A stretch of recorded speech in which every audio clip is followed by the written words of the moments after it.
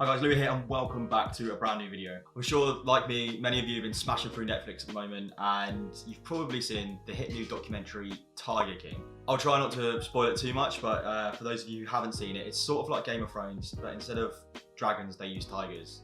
And instead of the Night King, they have some woman called Carol Baskin. Carol Baskin. Who definitely killed her husband and fed him to the tigers. Sorry if you haven't watched it, that is a spoiler.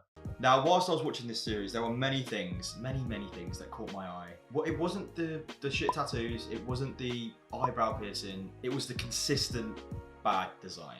From the gift shop merch to his personal branded presidential campaign condoms, I just thought, you know, I could add a bit of flair into this. So seeing as I've got literally nothing else better to do with my time and the whole world is getting behind Joe Exotic, even the straight guys, apparently, I will be designing a sort of conceptual post-release virtual zoo experience. Joe Exotic's released from prison after Trump breaks him out, I don't know how that works, and he goes home during this pandemic and he wants to start another zoo, but he can't, so he does a virtual Joe Exotic TV-esque virtual zoo experience. That's what we're going with today, basically.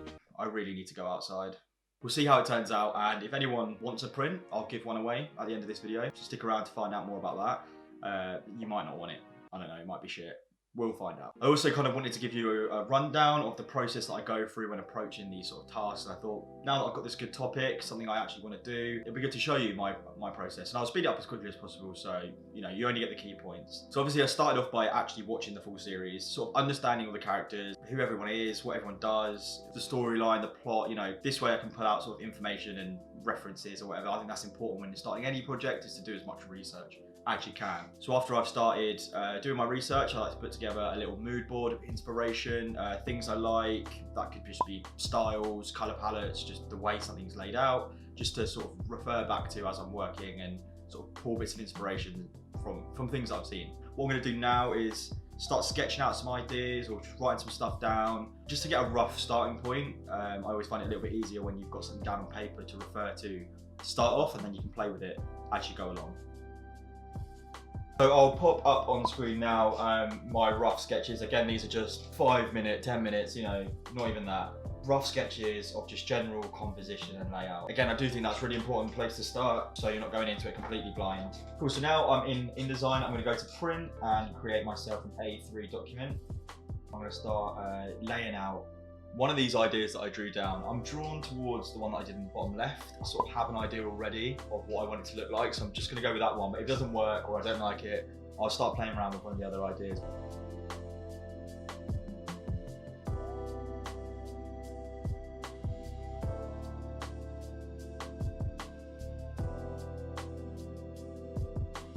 Starting to look alright. I think it does look quite bold and samey, so I am actually gonna change just the zoo, I think, to an outline version.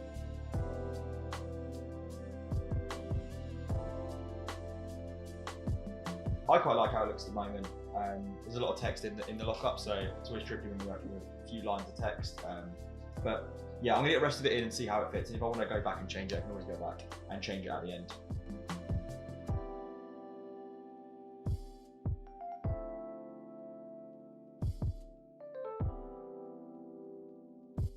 Cool, so now that the background has been removed, I'm going to start adding some effects and playing around with this a little bit, just so I can sort of like replicate that old school hand illustrated style.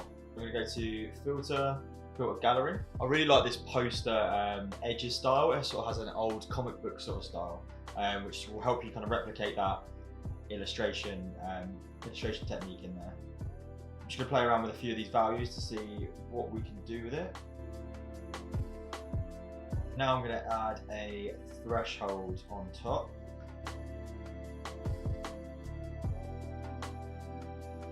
So one thing I'm doing here, like the first layer of threshold, I think it works well for most of the image, but his face is actually too dark.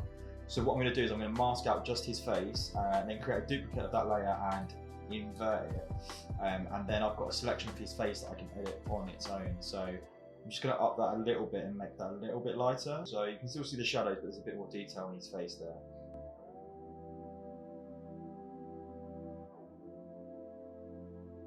I'm really liking the look of that illustrated print style there. I think the lockup the Joe's Exotic Experience is actually a little bit too sort of curvy. I think I need something a little bit more bold, a little bit more blocky to support the virtual zoo center part. So I'm actually going to go back into Illustrator and change that.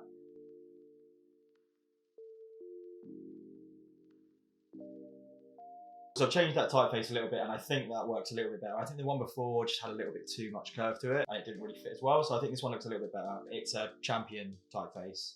So the one thing I did forget to add actually to this image was I was going to actually edit in the face mask, the surgical mask into it. So I'm actually going to go back into my Photoshop and edit that in.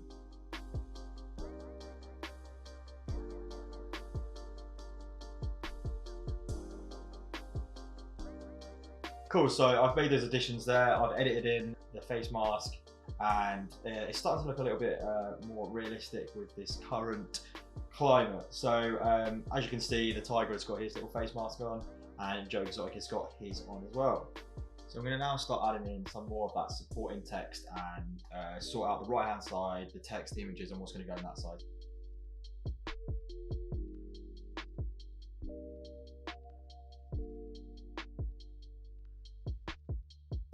Okay, so I'm kind of liking the way this is looking now, the composition and the layout I'm happy with. It sort of reminds me of like a circus poster, like you see it flying about whenever that's in town. But now I'm going to add some content into the right hand side.